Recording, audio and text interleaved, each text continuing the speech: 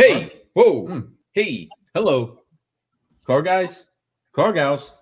We are back for a little bit more of Brewing Solutions. This is Lou Ramirez, the car guy. This is Frelin Arts, the subprime hero. And right here with us is, let's see, he's right there. Yeah, you got it. You're pointing the right way. Right there.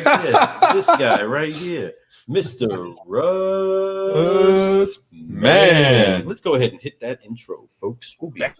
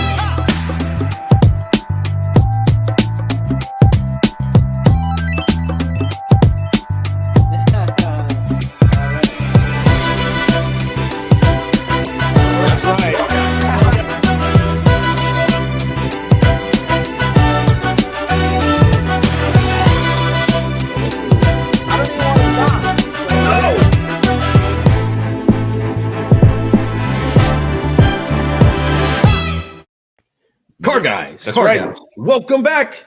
We are so excited. Hey, real quick, everybody, we want to make sure that we get this out to as many people that want to brew solutions as possible. So go ahead and share this, right? Share the. If you're listening to it, share the podcast. If you're watching it, share this YouTube channel. Please make sure that you all listen to what this man, Russ Mann, has to say. Yes, man. Car guys, car gals, that's what we're saying. We are here with a man that is brewing solutions for you. It is Russ Mann. Do you not know who Russ Mann is? Folks. Well, you will. Car guys. It's Russ Mann. Russ Mann, what's up? Russ Man. What's up, Russ Mann? So Russ is the VP of sales for a awesome company, Permashield. Wow, this is the newest, greatest tire.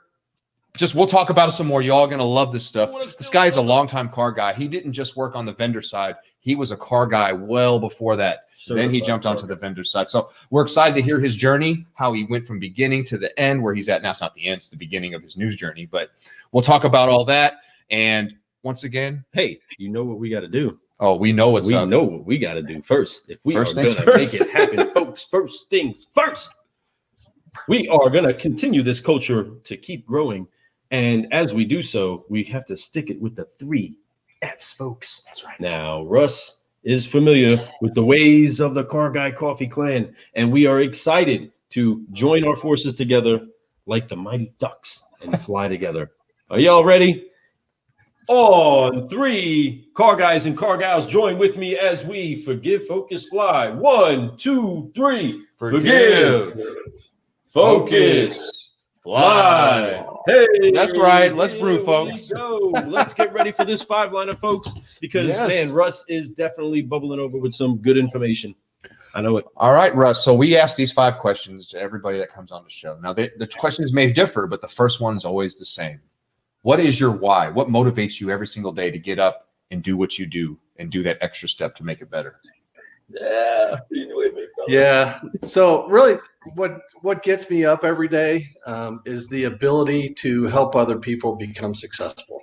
And I think that why is very broad for me because I don't think it's just about my business. I don't think it's just about Permashield. It's about me personally helping other people become successful at whatever it is that they do.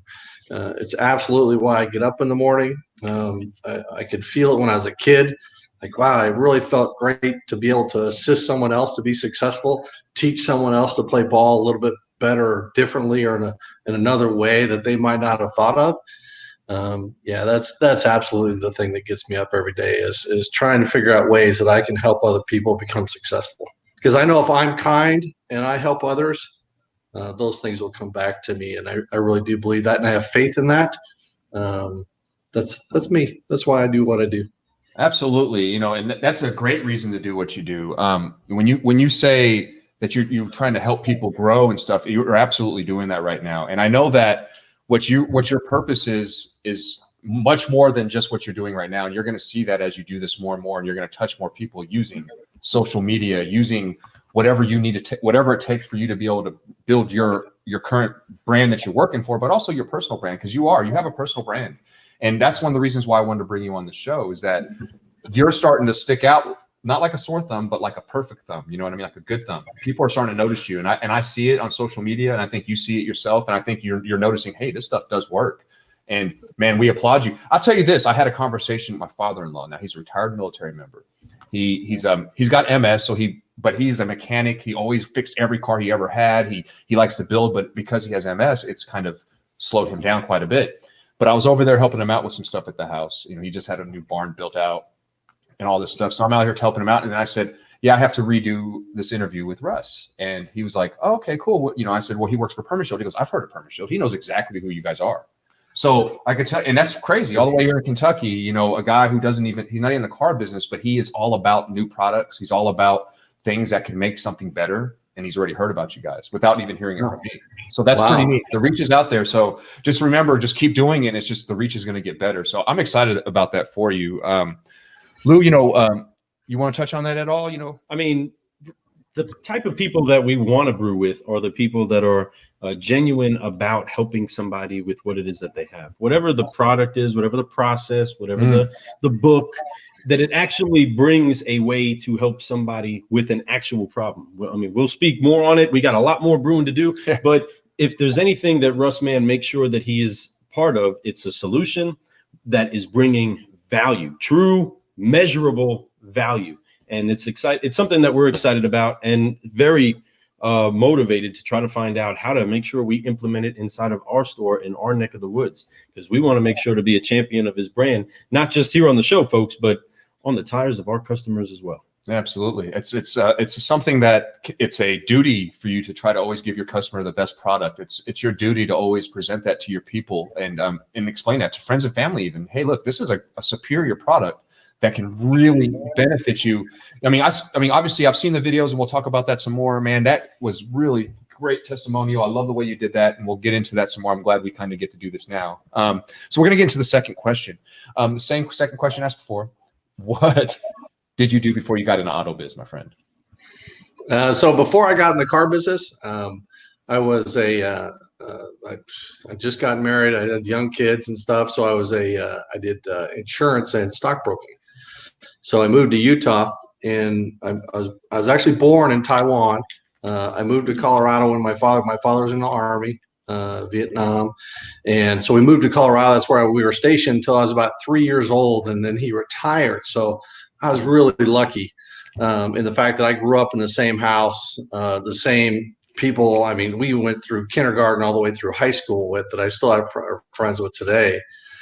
So once we moved there, I went to college for a little while, fell in love, you know, did all that kind of thing. And then moved to Utah and started in financial services and selling stocks and bonds and insurance and all that kind of good stuff. And then it just wasn't working. It wasn't making me enough money. I wasn't happy with it. You know, you're talking 1992 in Utah. I knew not a single person. And so that's what I did before I got to where I'm at today. I mean, that's a journey, you know, obviously being a military person, brat, as I called it, because my dad was in the Army 20 years, retired here at Fort Knox, Kentucky. I was fortunate enough to be in Fort Carson for a little while. We were there for almost 3.5 years. My brother was born there. So, you know, being able to do that, but having that type of, you know, being a military child, there's something about that. It taught you a little bit more culture. So able to connect with people quicker and understand where they're coming from, because everybody comes from somewhere different, but we all have something in common. And that's how we want to be treated right. We don't, you know, no matter where you come from, right? Yeah, my brothers are 10 and 11 years older than I am. So they used to give me crap about it until one day my mom's like, just stop. Mm-hmm. His life was different than your life, right? You know, but they traveled all over the world. They were in Japan and Taiwan and you know, half a dozen places across the United States before they were 11, 12 years old, right? So they got to travel. They got to travel the world, and on the opposite side, I was kind of the only child, the spoiled kid. But in the same regard, they had positive things happen that you just talked about. right? Being able to adapt. Both my brothers could talk to anybody at any time, at any moment, without regard to anything, right? They can strike up a conversation no matter where they're at. And I think that's a product of that growing up in so many different places in foreign languages and all those things. So 100%. It's a big deal. When you move around that much, if you wanted to meet friends, you had to be forward. You had to go out and say, "Hey, how you doing? Yeah. I'm Fred. Do you like to play basketball? What do you like to do? Let's hang out." And so you had to learn to be that way really quick and to read people really fast. But I mean, yes, you like you said, you were at the tail end of your father's enlistment. You were born in overseas. I was too. I was born in South Korea, and then so you're a U.S. citizen born abroad. You're just like me. You have a weird freaking birth certificate, and yeah, it's really weird. Every time I bring that out, like consulate document report of birth or something like that. It comes from the U.S. consulate in the country that you were born in, and it comes from the State Department. And it's literally like 15 by 9.5. It's a huge piece of paper. Yeah, no doubt. So I definitely know what you're talking about. So, but that's cool though. I mean, being able to do that. You didn't get to really travel, remembering travel, because you said most of your life you were in Colorado. So your dad probably retired there. I'm assuming that's what you said. Yep. I shouldn't assume that's exactly what you said. But but that being said, Colorado is still where you were at was still a lot of culture there. Whether it be from Mexico, there's a lot of Mexican culture there. There's a lot of Asian culture there. Even I know there is. But there's also every type of culture in that little melting pot. So. It's a cool place to be, and it's a beautiful place. Then you go to Utah. Wow, Utah is a awesome, beautiful state, man. I've only been able to go one time, and I went through it. It's when I was stationed out in Tucson, Arizona, and I went through there, and really, really, really unique place, man. And now you are currently in Arizona, right? Yep, I live in a suburb of Phoenix called Avondale. Yeah, side of Phoenix, a few minutes from the Arizona Cardinals and the Arizona Coyotes. And so it's a beautiful place. We love it. We've been here since 2012. We moved down from Utah, and I got to Utah before my dad was raised. Was in Utah before he enlisted. He actually enlisted in the Army when he was 17 years old. He lied about his age to get into the Army early. Wow! But so you could do that, yeah. Yeah, that right when there was no internet, there was no documentation that you said, "Oh, are you 18? Yeah, I'm 18. Okay, you're in." Yeah, that was it. There you go. That was it. They may take you, yeah. So obviously, that's a unique story. I'm glad that I'm glad you answered it that way. I didn't know that about you. That's really neat to know that you were born overseas and that your father was that long in the military, and he served all over the world. So that's pretty awesome. And being a military child, though, is a big deal. I take it as a big deal. I was very proud to be that my father was in the military, that he served the country, which gave me a lot of pride in my country as a patriot, the whole nine. So that's really cool. So third question, my friend, since you've been in this business, who has been the biggest influence to you? So the biggest influence, and it's not just in business, but it's in life in general. That's my parents, and especially my dad. My dad instilled a work ethic in me that is pretty hard to beat. I mean, and his ethics and his ability to say yes to people, even though and to do the right thing. Is really the piece of what I got out of him. And then my mom, I'll touch a little bit about my mom. She's the one that taught me to love everybody. That it didn't really matter who you were, but they were someone special regardless of their situation. So I think that in combination, my parents, my dad's work ethic and my dad's ethics, and my mom's love for people and her ability to interact with everyone, I think were a huge influence on my life. Certainly on the way that I think today. But as I grow up through the car business, I had a couple of managers in the car business. One who really kind of taught me that taking care of the customer is the first thing that you should do, and then negotiate is the second. His name was Randy Peterson. I worked at Peterson Motors in Ogden, Utah. When I got out of the financial services in February of '93, I went to work for a motor company in Ogden, Utah, and he's the one that really he's the one that my father had passed away. He was really the one that mentored me and into adulthood, into being the car person that I am today, to take care of customers, to do the things every day that you're supposed to do, walk the lot, make sure you're paying attention to your inventory, make sure you're following up with your customers, make sure you're following up with your sold customers, right? Because one customer turns into 4 customers. And then, as an influence, as a manager, it's someone that helps to train and build teams. That mentor for me was a gentleman by the name of Chet Irie. And Chet was still works as a vice president now with credit acceptance. I spent many years with credit acceptance, and he's the one that really taught me the responsibility of managing other people, because that's and it's not fit for everybody, and it can be taught, it can be learned, but you have to work at it, and you have to be active. You can't be reactionary. You got to be calm. When stuff comes at you, just don't react. You'll be fine, right? Those are probably the 4 people in my life that have influenced me the most, that got me to what I do today. Wow. You seem like you've been very lucky to have people like that. Obviously, having parents very blessed. That were, great role models for you growing up. That's such a big part of being able to establish yourself as a young person, because sometimes it takes years to learn how to be a good person if you don't have that already, that foundation. And sometimes it's impossible. Not impossible. Sometimes it just never happens, I should say. Right. And it took me a long time. I was probably 24, 25, 26 years old, and had been in the car business for a couple of years before I really figured out what it was to be, and I don't want to use the word a man, but someone that took responsibility for the people and the things that were around him. And that's a man, Russ Mann. Right. Yeah. Right. But I think that at the end of the day, it's a human. Right. Oh, okay. That's a better word. I love it. Right. So it's right. They taught me how to be a human, and to take responsibility for my own actions. Because I didn't always do that when I was in high school and college, and when I first, got married and stuff. Oh, Mom, help me. Oh, Mom, help me. My dad would be looking at me like, you should be helping yourself, son. Yeah. Right. And so it takes a while to mature through that, and to get to that point in your life where you feel like you're comfortable and you don't need any help, and those accomplishments are there. If you don't get acknowledged for those accomplishments, I think that time takes even longer. I think, so most guys is 25, 26, 27 years old. Then they start to see the accomplishments of their work. Some people it's 18, right? Some people it's 20.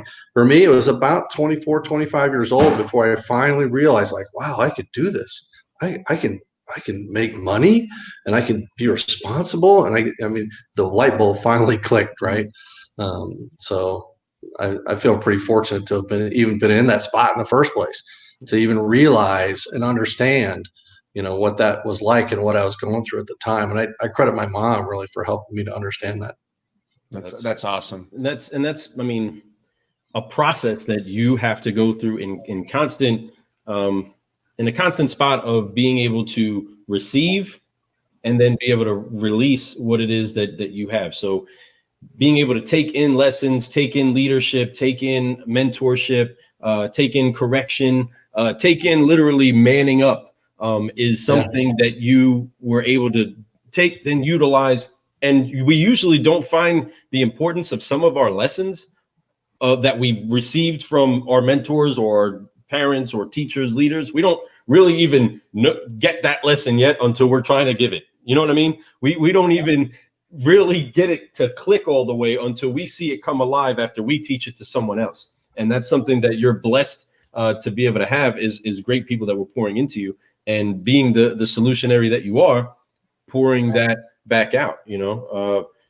Fred loves some Bruce Lee. I love some Bruce Lee. If you don't love Bruce Lee, I don't know what else you could love besides an incredible Bruce Lee movie and philosophy. But he always speaks about, or we often, you'll hear Fred quote or hear us quote about being an empty cup. Mm-hmm. And that cup being emptied and then being refilled is a vital part to any process. And it's awesome that somebody like Russ, man, Russ, if I just think about having your name and how punny I can be with just speaking to people, I would use that so much, especially with my son. Be like, boy, what's your name? What is your last name?